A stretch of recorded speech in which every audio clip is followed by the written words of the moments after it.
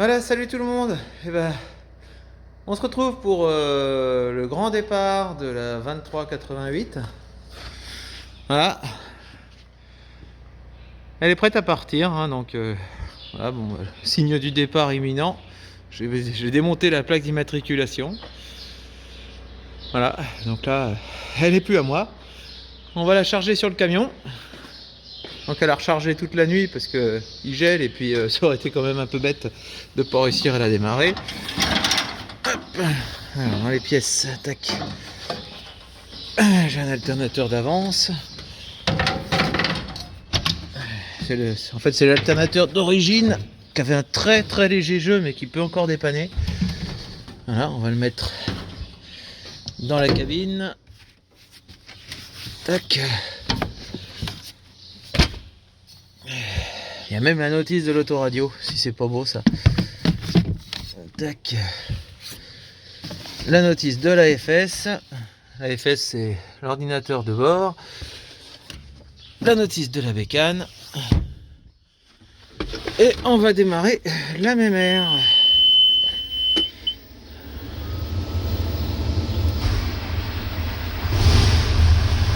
Hop.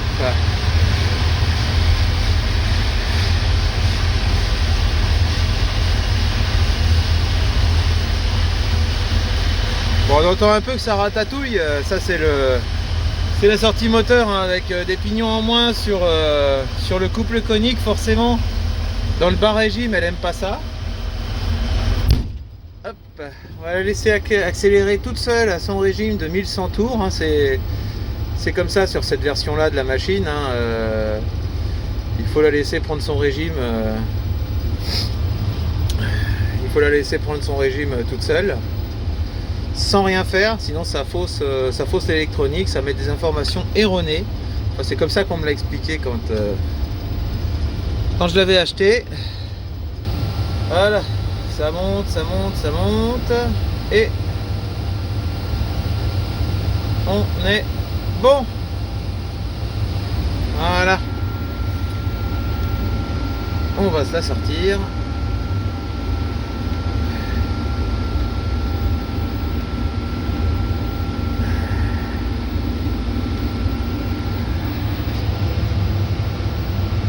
Faire attention de ne pas approcher l'autre, hein.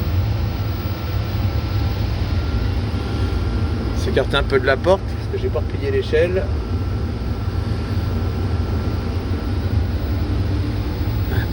Ah. La direction est froide.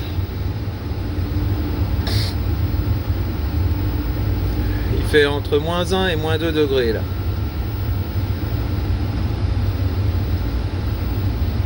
Au préalable, j'avais desserré les boulons des roues avant.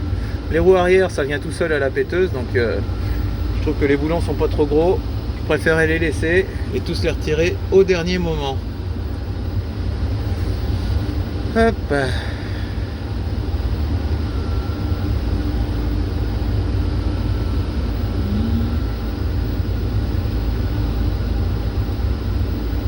Et puis je vais pouvoir effacer mes données de l'AFS. Ça sert pas à grand chose que le nouveau propriétaire, si un nouveau propriétaire est mon historique, hein. Après c'est pas, y a rien de confidentiel, hein, mais bon, en général on préfère partir sur des données vierges. Hop, la caméra, on va c'est une caméra de camping-car Tokai. À l'époque c'était pas mal, hein. Elle était en avance sur son temps à son époque. Il n'y avait pas encore les tractocam et tout ça sans fil, mais par contre, bon, on se rend pas compte à l'image téléphone, mais en fait la résolution elle est vachement mieux que tout ce qu'on peut avoir aujourd'hui. Voilà, alors là on est en train de reculer la moissonneuse sur le plateau. Donc voilà.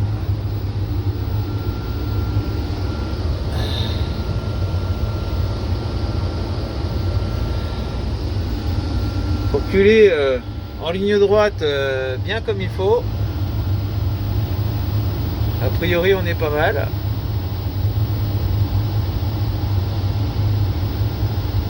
C'est tout un métier cette affaire là.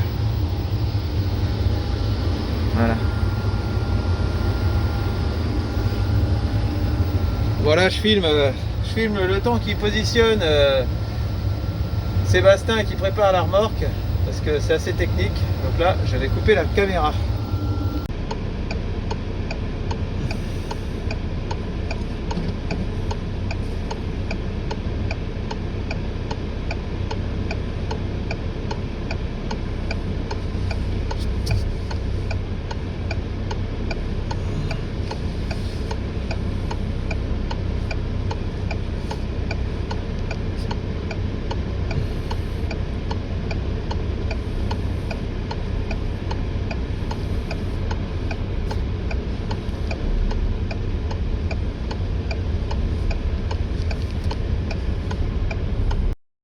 J'ai une petite panne pas bien méchante sur mon masset. J'ai plus de ventilation. Donc plus de ventilation sur un tracteur en plein hiver, on va se dire c'est pas bien méchant, sauf que bah ça fait vite de la buée sur les carreaux, c'est pas agréable, et pour pas avoir de buée, il faut ouvrir les carreaux et du coup on se les caille. Donc sur un tracteur qui a le chauffage et la clim, bah, c'est quand même dommage. Donc on va voir où est le problème, en espérant le solutionner.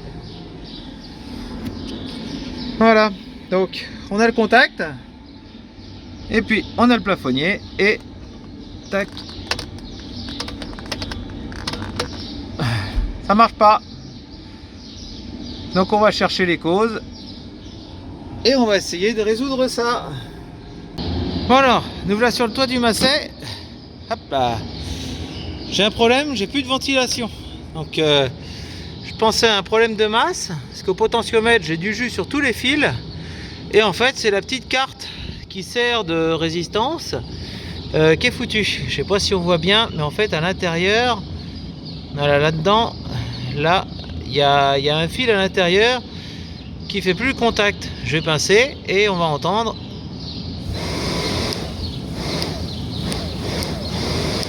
Voilà, le problème est là. Donc voilà, je pensais à un problème de masse. En fait c'est plus simple que ça. C'est une saloperie qui est mal foutue. Donc soit je fais réparation de fortune, je le ressoude et puis on verra bien ce que ça fait, combien de temps ça dure. Ou alors je change ce merdier là. C'est mal foutu. Des fois qu'il y a une modif, je pense que je vais appeler le concessionnaire. Et on va bien voir ce qu'on peut faire là-dessus. Voilà, donc voilà la pièce. Alors, le problème, je vais me mettre bien face à la caméra. Le problème il est ici à l'intérieur du serpentin. Donc j'ai un fil qui s'est pété. On va le reconnecter. Donc pour cela, je vais pas essayer de le réparer, c'est peine perdue. Je vais tout dessouder. Et je vais essayer de le remplacer par un morceau de cuivre. Parce qu'en plus on avait une légère contrainte, ce qui fait qu'avec un tout petit peu d'échauffement, bah bing, ça s'est écarté. Surtout que la compression fait que les résistances se touchent. Enfin les serpentins se touchent et du coup on perd de l'effet de résistance. Voilà, donc limite on va même l'écarter un petit peu. Voilà, ça lui fera pas de mal. Alors on va s'installer un petit poste pour soudure à l'étain. Comme je suis pas trop équipé en petit étau, mon truc c'est plutôt la grosse soudure que la petite. Hop, ça suffira, la pince multiple comme étau. Hop. Alors,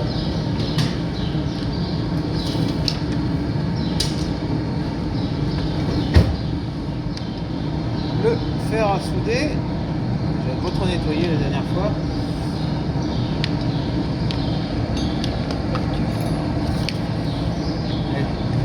Je range souvent, j'ai l'impression, mais encore assez pour mon établi.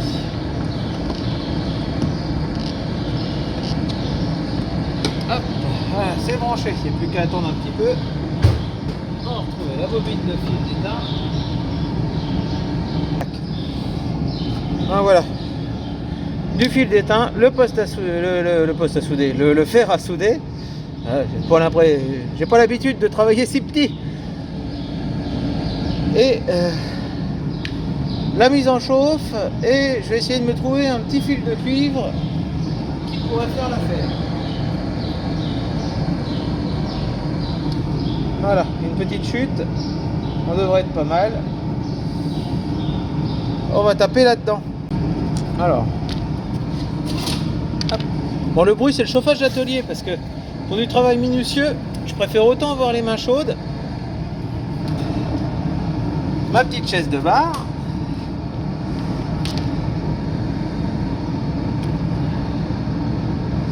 On va prendre une partie saine hein, parce que l'autre partie, c'est avec ça, c'est le fil avec lequel je tiens mon manomètre quand j'ai des pneus un peu gros à regonfler. Ben, on va le recycler pour un autre usage. Tac. Et on va se le dénuder.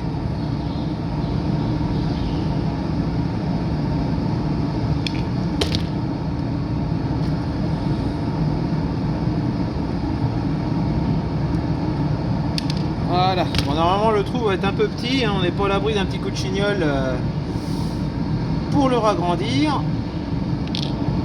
Hop. Bon, l'étain fond. On est pas mal alors.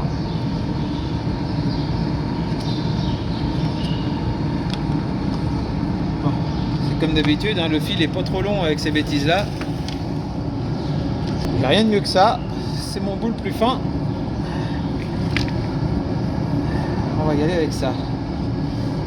Alors. Un petit peu de limaille au bout.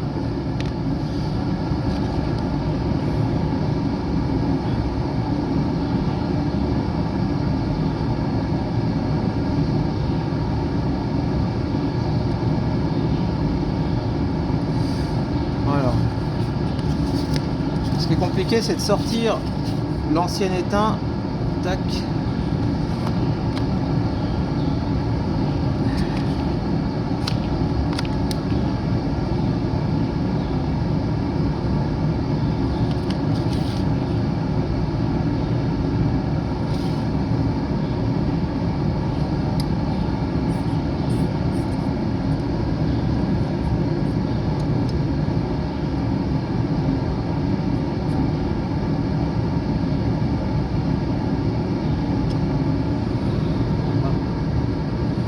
Un petit trou, c'est pas terrible. Hop là.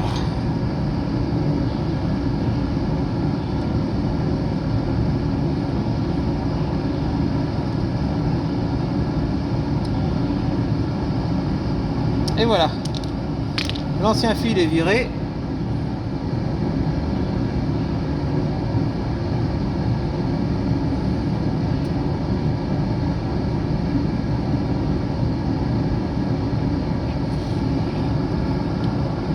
Pas si je vais pouvoir le chauffer assez pour pouvoir en mettre un neuf. Oui, ça va être compliqué l'affaire. Si, ça va le faire.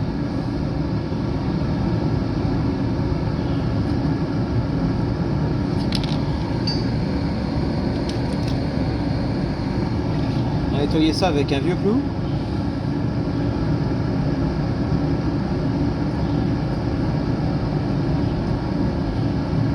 Tac, voilà, le trou est fait.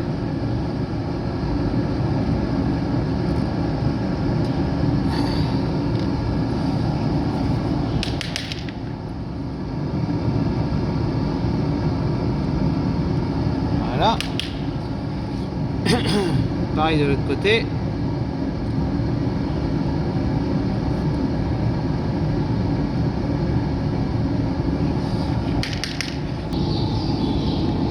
Voilà, c'est un petit peu de mal à passer. Je vais essayer de le ragrandir un petit peu.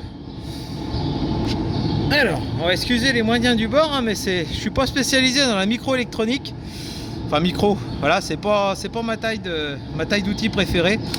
Donc on va faire un trou.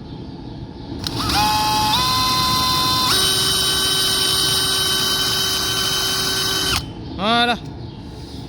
Donc là, mon fil passe nickel. On va faire la même chose de l'autre côté.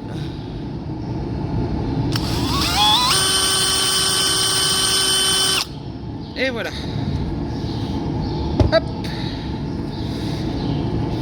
On va passer le fil au travers, on va bourrer d'étain et on va couper les deux morceaux qui dépassent. Normalement ça devrait bien se passer.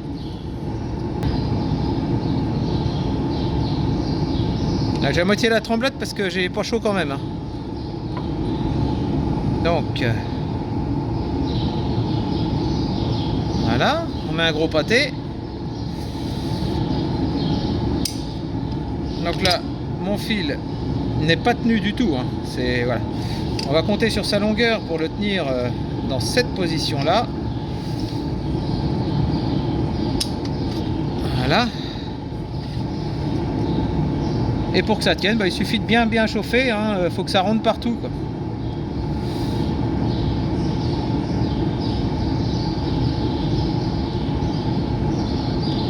Bon, la goutte est passée au travers, c'est super.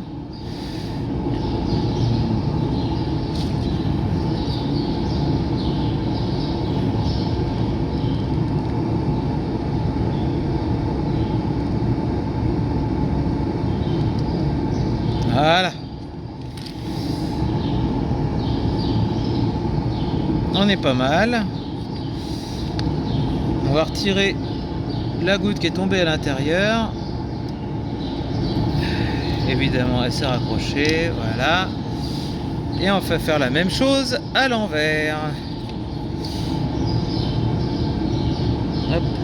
D'abord, on chauffe bien. Il faut que toute la pièce soit chaude.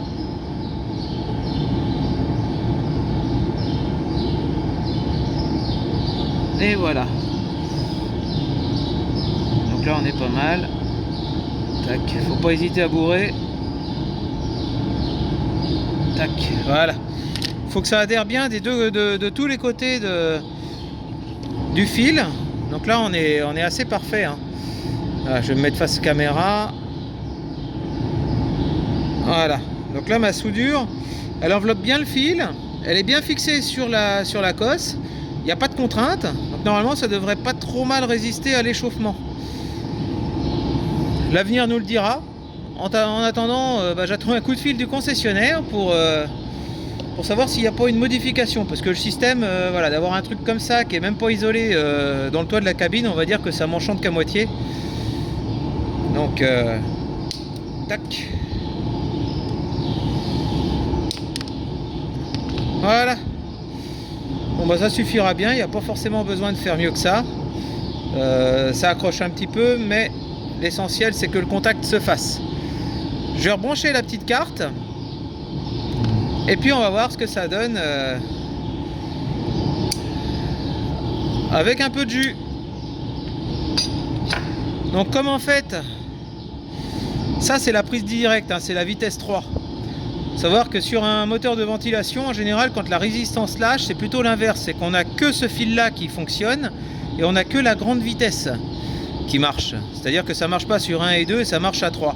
Là, il s'est produit exactement l'inverse. Et comme il n'y a pas la conduction entre ces deux bornes-là, en fait, il n'y a rien qui marche, hein. Ni la ventilation, ni le contact du compresseur de clim. Donc en fait, on a l'impression que tout est foutu. On ne sait pas trop d'où vient le problème.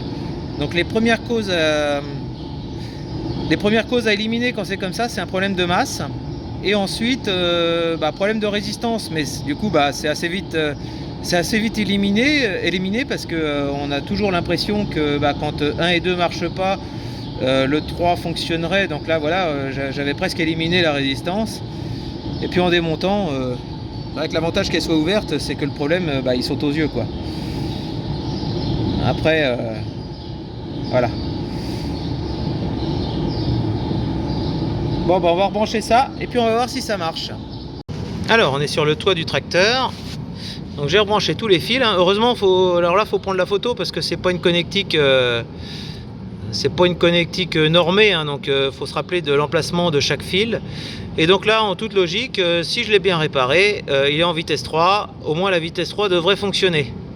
Parce que j'ai pas débranché, j'ai pas remis le potentiomètre à 0. Donc là, on va vite fixer. Toc. Ça fonctionne. Voilà, on va éviter de faire masse autre part. Pour le moment, le fil, on va le mettre de ce côté-là. Il n'y a que du plastique. Voilà.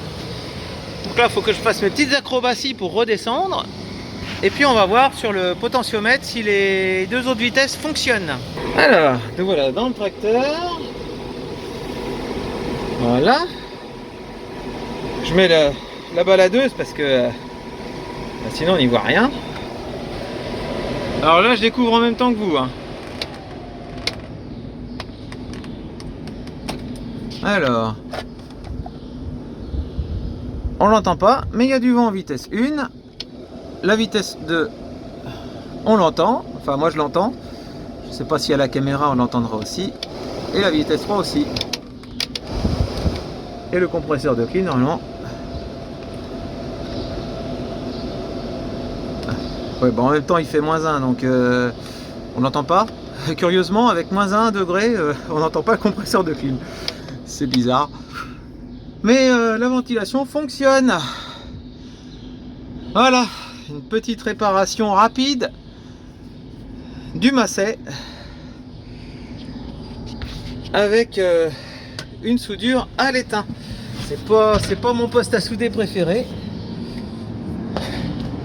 mais c'est utile d'en avoir un. Voilà, donc la clim normalement est réparée. Bon, il fait pas chaud dans le tracteur.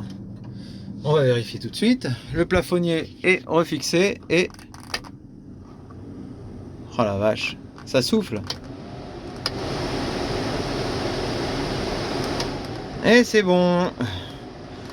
Bon, en ce moment, on va pas dire que c'est impératif d'avoir la ventilation, mais comme je suis en train de finir de broyer mes couverts, avec le broyeur qu'on voit à peine derrière parce que le carreau est sale, en fait avec des températures pareilles on a vite de la buée dans la cabine.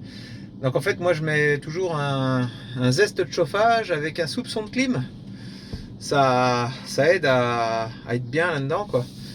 Et sans ça c'est carreau ouvert. Donc carreau ouvert de ce temps là on n'est pas top hein. On n'est pas top. Voilà, bon en attendant le coup de fil du mécano pour savoir s'il y a une modification, du coup j'ai réparé la pièce. Hein. J'ai été plus vite que le téléphone. Voilà, il me reste plus qu'à refixer le circuit imprimé dans son petit logement qui est ici, qui est mal foutu aussi. Je vais le tenir avec du scotch parce que c'est comme ça que ça tient, enfin même que d'origine ça tient parce que c'est juste enfourné c'est juste enfourné dans son fourreau, il n'y a même pas de scotch, donc ça tient un petit peu au petit bonheur la chance. Et là on va faire les choses un petit peu mieux. J'avais déjà mis du scotch,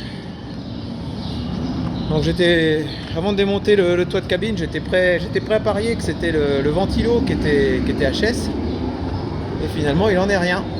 Voilà. Bon le fer à souder, je vais pouvoir le débrancher. Tac. Et il va être appelé à être réutilisé dans peu de temps pour d'autres projets dont je vous ferai évidemment part, mais pas tout de suite. Je vous en réserve la surprise.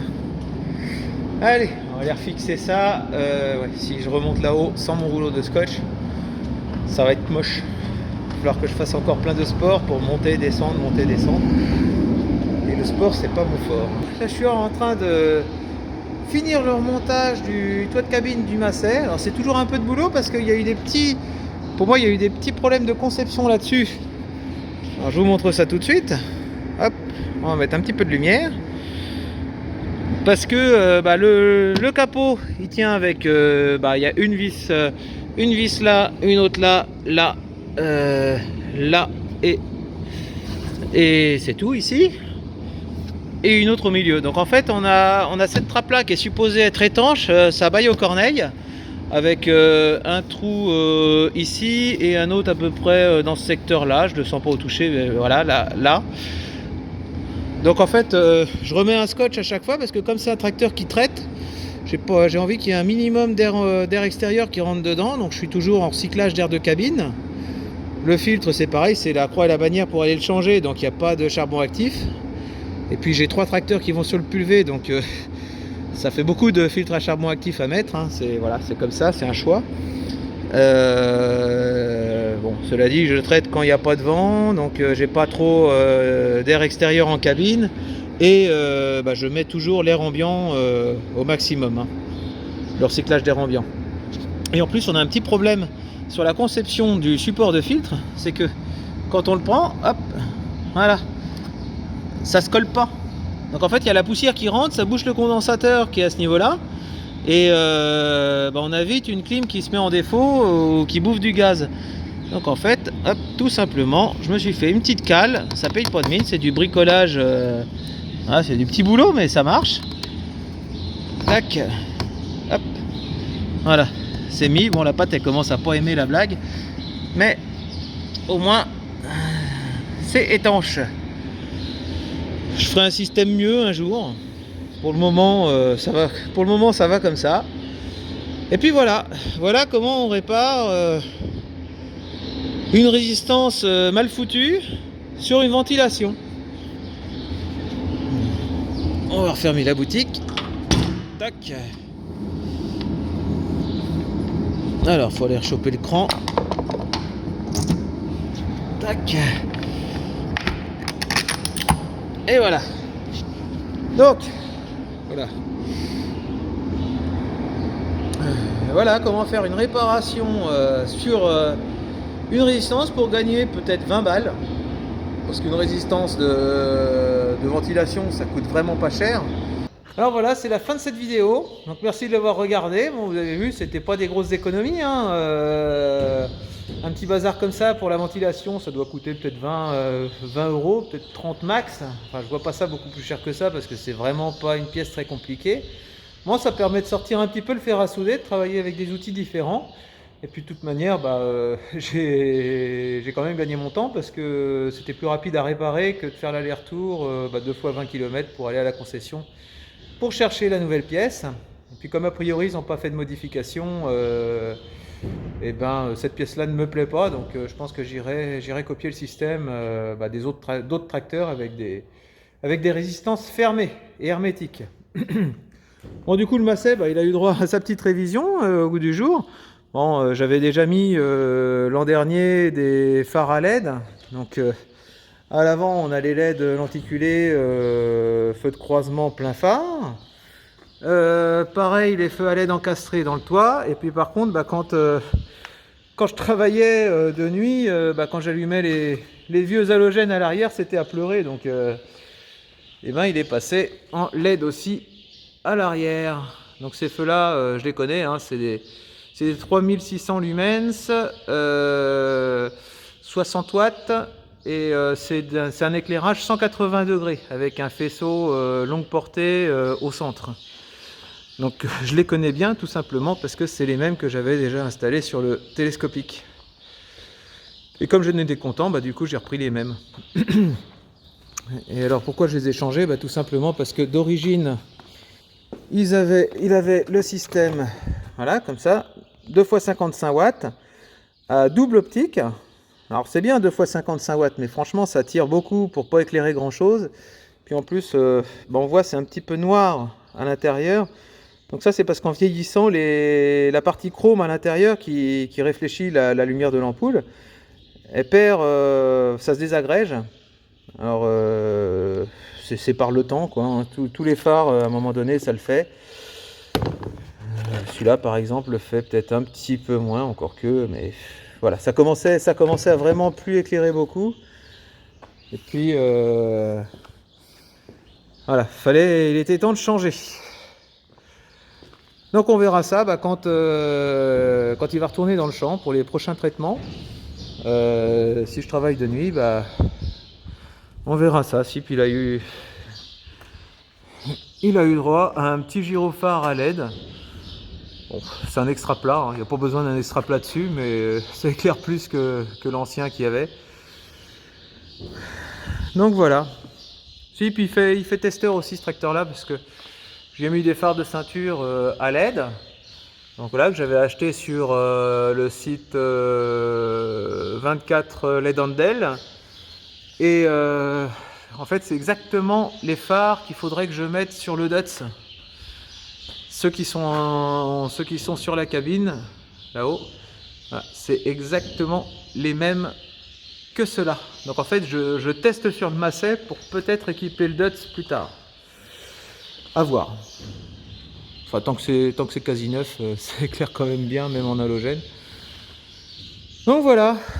Et puis bah, le Massey, il n'est pas au bout de ses misères parce que après avoir réparé la ventilation, j'ai le compresseur de clim qui a lâché. Voilà. Bon, bah, il va avoir droit à un compresseur de clim adaptable et puis on va remettre ça d'aplomb au beau jour. Parce qu'il faudra que je change ça avec le mécanicien pas loin pour récupérer l'ancien gaz et puis le remettre. Voilà, si ça peut éviter une petite facture de gaz, eh ben, ce serait pas mal. Et puis c'est toujours bon à recycler ces trucs-là. Voilà. Donc eh ben, sur ce, voilà, c'était un beau petit bricolage. Petit bricolage sympa, j'aime bien. Ça change un petit peu de faire du fer à souder. Et puis bah voilà, bah je vous dis à bientôt pour une prochaine vidéo. Et d'ici là, portez-vous bien. Allez, salut!